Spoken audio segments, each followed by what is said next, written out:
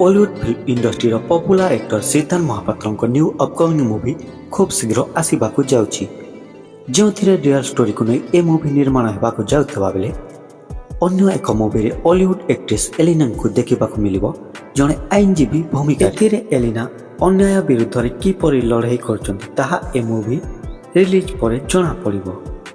Elina को आईनजीवी भूमिका आपण मैंने देखा केते एक्साइटेड अछंती आमको कमेंट करंतु। ए मूवीर टाइटल रखा जायछि शिकार।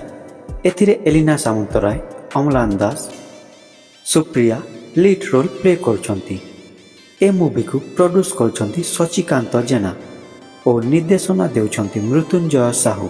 ए शिकार मूवीटी ए वर्ष रजरे रिलीज हेबो। दीर्घ 33 वर्ष धरे ओलीवुड इंडस्ट्री धमाका करछंती आमर प्रिय एक्टर सिद्धार्थ महापात्र। केबे नायक तो केबे खलनायक और चरित्र अभिनेता भाव में नजर आसीथिबा सिद्धार्थ महापात्र को आज भी नायक भूमिका रे ओलीवुड दर्शक बेस पसंद करुछंती।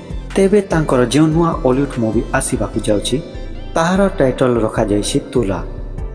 तुला मूवी रे सिद्धार्थ महापात्र नायिकार बापा रोल प्ले करुथुबा बेले तुला भूमिका रे अछंती शीतल। एठारे जो मूवी कथा कहा जाउछि ताहा हैला फुलबाणीर निस्वार्थ वृद्धा तुला बेहरा जीवनी उपरे आधारित मूवी तुला। जदि भिडियोटी आपण मानकु भल लागुथाय ताहेले लाइक शेयर करंतु एवं सब्सक्राइब करने को जमारू भूलंतु नहीं।